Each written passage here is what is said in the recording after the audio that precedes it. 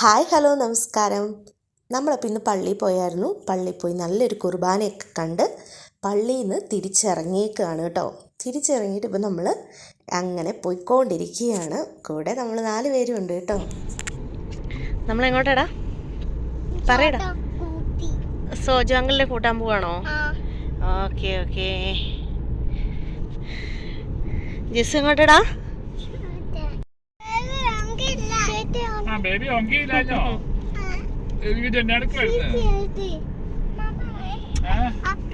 അപ്പോൾ ബേബി ഉറങ്ങിയില്ല എന്ന് പറയാ. ജസ്സു അവൾ ഉറങ്ങിയ പോലെ ഇരിക്കുകയായിരുന്നു. ജുവൽ പറഞ്ഞു കേട്ടില്ലേ, സോജ അങ്കിളിനെ കൂട്ടാൻ പോവാന്ന്. രഞ്ജിത്തിൻ്റെ ഫ്രണ്ട് നാട്ടിൽ നിന്ന് വരുന്നുണ്ട്. അപ്പം നമുക്കും ഒരു ലഗേജ് നാട്ടിൽ നിന്ന് രഞ്ജിത്തിൻ്റെ ചേട്ടനും വൈഫും കുടുംബവും ചേർന്ന് നമുക്ക് കൊടുത്തു വിട്ടിട്ടുണ്ട്. അപ്പോൾ അത് മേടിക്കാൻ വേണ്ടി നമ്മൾ പോയതാണ് കേട്ടോ. അപ്പോൾ അങ്ങനെ അവിടെ എത്തി രഞ്ജിത്ത് അതെല്ലാം കളക്ട് ചെയ്ത് വന്ന ചേട്ടൻ്റെ കയ്യിൽ നിന്ന് മേടിക്കുകയാണ്. അങ്ങനെ കൊണ്ടുവന്ന് പെട്ടി കാലിയായി. നമ്മൾ നമ്മുടെ കവറിലേക്ക് ഷിഫ്റ്റ് ചെയ്തു. അങ്ങനെ വീട്ടിലെത്തിയപ്പോൾ ഇവിടുത്തെ 2 മണിയായി. അങ്ങനെ നമ്മൾ പൊതി അഴിക്കാൻ പോവുകയാണ്. എന്തൊക്കെയാണ് ചേട്ടനും ചേട്ടത്തിയമ്മയും കൊടുത്തു വിട്ടതെന്ന് നോക്കാൻ പോവുകയാണ്. ഫസ്റ്റ് തന്നെ ഇത് ഇടനയിലയാട്ടോ, കുമ്പളപ്പമൊക്കെ ഉണ്ടാക്കുന്ന ഇടനയില. ഇത് രഞ്ജിത്തിൻ്റെ ഫ്രണ്ടിൻ്റെ വീട്ടിൽ നിന്ന് കൊണ്ടുവന്നതാണ് ഞാൻ പറഞ്ഞിട്ട്. അങ്ങനെ അവരുടെ വീട്ടിലുണ്ട്. അപ്പോൾ അവിടെ നിന്ന് എടുത്തുകൊണ്ട് വരണമെന്ന് പറയുമ്പോൾ കൊണ്ടുവന്നതാണ്. പിന്നെ ഇത് നമ്മുടെ ഇവിടെ എല്ലാവർക്കും പുളിയുള്ള തൈരാണ് കൂടുതൽ ഇഷ്ടം. അപ്പോൾ ചേട്ടത്തി നല്ല പുളിയുള്ള തൈര്, അവരുടെ വീട്ടിൽ പശുവൊക്കെ ഉണ്ട്, അപ്പോൾ അതാക്കി 2 കുപ്പി കൊടുത്തു വിട്ടു. പിന്നെ ഇത് എനിക്ക് സത്യം പറഞ്ഞു കഴിഞ്ഞാൽ ഇപ്പം അതെന്താണെന്ന് തുറന്നു നോക്കിയത് മറന്നുപോയി. അഴിച്ച് കാണിക്കാം കേട്ടോ, ഞാൻ അപ്പം പറയാം. പിന്നെ ഇത് നമുക്ക് കുറച്ച് ചക്കപ്പുഴുക്കും ബീഫ് റോസ്റ്റും കൊടുത്തു വിട്ടിട്ടുണ്ടായിരുന്നു. അതാണത്. നമ്മളാകെ കുറച്ച് സാധനങ്ങൾ മാത്രമേ പറഞ്ഞിട്ടുള്ളൂ കേട്ടോ നമുക്ക് വേണമെന്ന്. നമ്മൾ ചക്കയാണ് നമ്മൾ മെയിൻ പറഞ്ഞത്. പക്ഷേ നമ്മളൊട്ടും വിചാരിക്കുന്നില്ല, ഒരു 10-15 കിലോ സാധനങ്ങളാണ് ചേട്ടനും ചേട്ടത്തിയമ്മയും കൂടെ കൊടുത്ത് ഇങ്ങോട്ട് വിട്ടത് കേട്ടോ. നമ്മളൊട്ടും വിചാരിക്കുന്നില്ല. പിന്നെ ഈ ചേട്ടൻ ഒരുപാട് ലഗേജ് ഒന്നും ഇല്ലാതെ, ചേട്ടൻ ബാച്ചിലറായിട്ടാണ് ഇവിടെ താമസിക്കുന്നത്. ഫാമിലി നാട്ടിലാണ് ചേട്ടൻ്റെ. അപ്പോൾ ചേട്ടൻ സാധനങ്ങളൊന്നും അധികം ഇല്ലാതെ ഇങ്ങ് വന്നതുകൊണ്ടാണ് നമുക്ക് ഇത്രയും സാധനം കൊണ്ടുവരാൻ പറ്റും. ഇപ്പോൾ ഒരു ഫാമിലി ആയിട്ട് വരുവാണെങ്കിൽ നമ്മൾ ഒരിക്കലും പറയില്ല. അപ്പോൾ കറുത്ത അലുവയുണ്ട്, അങ്ങനെ കുറേ സാധനങ്ങൾ. ആ കറുത്ത അലുവ, ലഡു, ജിലേബി ചേട്ടായിയുടെ ഫ്രണ്ട് ചേട്ടൻ കൊണ്ടുവന്ന കേട്ടോ നമുക്ക് വേണ്ടിയിട്ട്. അപ്പോൾ അങ്ങനെ ഒരു ഫാമിലി ആയിട്ടാണെങ്കിൽ നമുക്ക് പറയാൻ പറ്റുമല്ലോ, കുറേ സാധനം.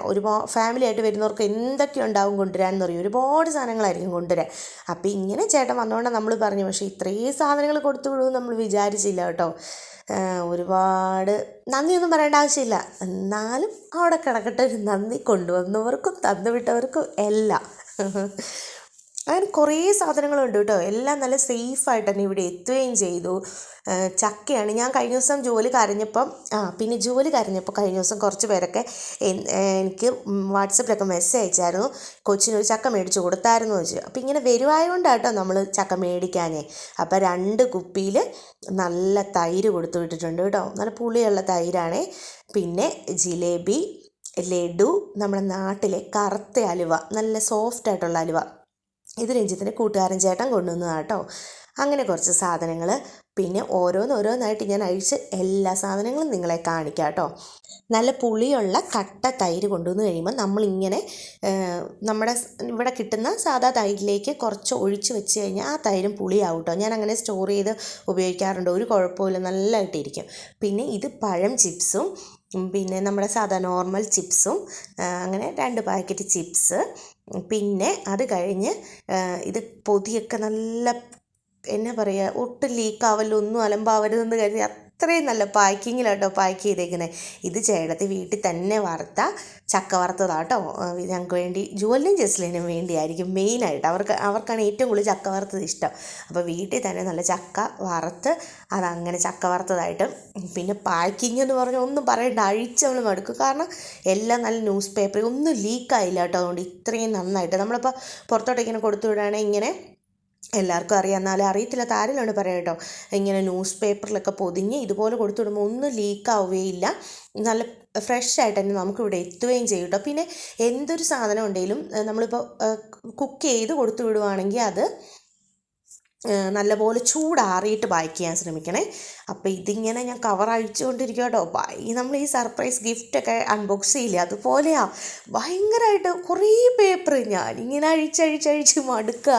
ഇത് എന്താവും ഇതിൻ്റെ ഉള്ളിൽ നിന്ന് നമുക്കൊന്നും, ഞാൻ സ്മെല്ല് ചെയ്ത് നോക്കുന്നില്ല. അപ്പോൾ എനിക്ക് മനസ്സിലാവും ചക്ക ഏതാണെന്നാണ് ഞാൻ ഈ സ്മെല്ല് ചെയ്ത് നോക്കുന്നത്. പക്ഷേ എന്നിട്ടൊന്നും മനസ്സിലാവുന്നില്ല, ഇത് സ്മെല്ലും വരുന്നില്ല. അത്രയും ഇതായിട്ടാണ്.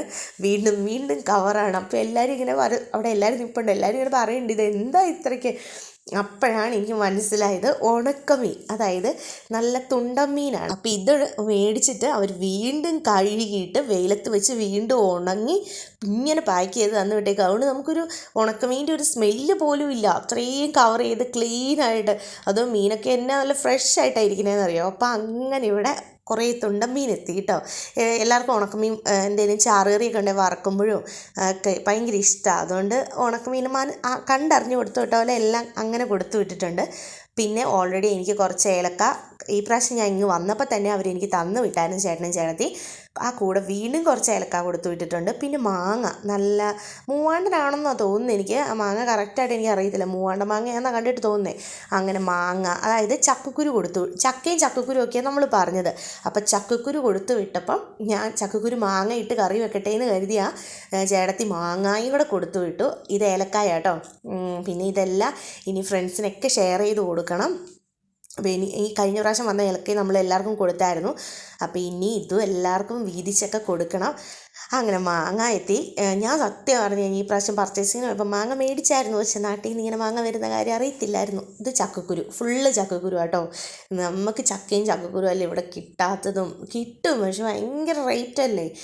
പിന്നെ റേറ്റ് കൊടുത്ത് നമ്മൾ മേടിച്ചാൽ തന്നെ നല്ല ആവണമെന്നൊന്നും ഇല്ലല്ലോ. അപ്പോൾ അതുകൊണ്ടാണ് ചക്കയും ചക്കക്കുരു മാത്രമാണ് നമ്മൾ പറഞ്ഞത്. പക്ഷെ ഒരു ലോഡ് സാധനങ്ങളാണ് നമുക്ക് വന്നത്. പിന്നെ വലിയൊരു കപ്പളങ്ങാപ്പഴം ഉണ്ടായിരുന്നു, അത് മാത്രം മിസ്സായി. കാരണം ലഗേജിൽ കൊള്ളുകയില്ല, കാരണം അത്രയും വലിയ കപ്പളങ്ങാപ്പഴമായിരുന്നു. അത് മാത്രം ഒഴിവാക്കിയിട്ട് ബാക്കിയെല്ലാം നമ്മൾ ചേട്ടൻ നമുക്ക് കൊണ്ടുവന്ന് ഇവിടെ എത്തിച്ച് തന്നു കേട്ടോ. പിന്നെ നമ്മൾ ചക്ക, ഇതാണ് ചക്ക. ഇങ്ങനെ ചക്ക നമുക്ക് എത്തിച്ചു കിട്ടും ഇവിടെ. നല്ല പുളിയായ ചക്കയാട്ടോ, നമ്മുടെ പഴുത്തളിഞ്ഞ ചക്കയല്ല, ഒരുവിധം പുളിയായ ചക്ക. നല്ല രുചിയുണ്ടായിരുന്നു. അത് എങ്ങനെയാണെന്ന് വെച്ച് കഴിഞ്ഞാൽ ഇങ്ങനെ കൂമ്പ് മുള്ളു ചെത്തിയാട്ടോ ഇവിടെ എത്തിച്ച്. ഞാൻ കാണിച്ചു തരാം കറക്റ്റായിട്ട്. അങ്ങനെ ചക്കപ്പഴം എത്തി. ജുവലിനും ജസ്ലിനും സന്തോഷമായി. പിന്നെ നമുക്ക് ചക്ക പുഴുങ്ങിയതും കൂടെ ബീഫ് റോസ്റ്റും കൂടെയാണ് കൊടുത്തു വിട്ടത്. ഇത് ഈ കാണുന്നത് ബീഫ് റോസ്റ്റാട്ടോ. നല്ല അഴിച്ചപ്പോൾ തന്നെ നല്ല ബീഫ് റോസ്റ്റിന് മണം വരുന്നുണ്ട്. പിന്നെ കൂടെ ചക്കപ്പുഴുക്കും. അത് ചക്കയും ബീഫ് റോസ്റ്റും ഒക്കെ നന്നായിട്ട് തയ്യാറാക്കി നല്ല പോലെ ചൂടാറിയിട്ട് അത് വാഴയിലയിൽ പൊതിഞ്ഞ് പാക്ക് ചെയ്ത് തന്നിടുകയോ ചെയ്തേ. അതുകൊണ്ട് ഇവിടെ എത്തിയപ്പോഴും ഒരു കംപ്ലൈൻറ്റും ആയില്ല കേട്ടോ, ഒരു വളിപ്പോ അങ്ങനെയൊന്നും ആയില്ല. നല്ല ഫ്രഷ് ആയിട്ട് തന്നെ ഇരുന്നു. പിന്നെ നമുക്ക് ജസ്റ്റ് ചൂടാക്കിയാൽ മതി. അത് കഴിഞ്ഞ് നമുക്ക് ആവശ്യത്തിന് എടുത്തിട്ട് ബാക്കിയുള്ളത് ഫ്രിഡ്ജിൽ സ്റ്റോർ ചെയ്യാം. അപ്പോൾ ഇതിൻ്റെയാണ് ഞാൻ ഷോർട്ട് വീഡിയോ ആയിട്ട് ഇട്ടത്. ഈ വന്ന ചക്കപ്പുഴുക്കൊക്കെയാണ് കോഴിക്കറി നമ്മളിവിടെ ഉണ്ടാക്കിയിട്ട് നമ്മൾ എല്ലാവരും കൂടെ ഫ്രണ്ട്സൊക്കെ ആയിട്ട് കഴിച്ചത്. ഇത് കണ്ടോ, ഇങ്ങനെ ചക്ക മുള്ള് ചെത്തി നിങ്ങൾ ആർക്കെങ്കിലും കൊടുത്തു വിടുന്നുണ്ടെങ്കിൽ ധൈര്യമായിട്ട് ഈ കൂനി ഇങ്ങനെ ഇരിക്കും. എന്നിട്ട് കൂനിയല്ല, മീൻസ് മുള്ള് ചെത്തിയിട്ട് അതിൻ്റെ അടി ഇങ്ങനെ വെച്ചേക്കും. അപ്പോൾ അത് കേടാവാതെ ഇരിക്കും. ചക്കപ്പുഴുക്ക് ഇങ്ങനെ ആറിയിട്ട് പാക്ക് ചെയ്ത് കൊടുത്തു വിടുമ്പോൾ അതും ഒരു കുഴപ്പമില്ലാതെ എത്തി. Beef roast.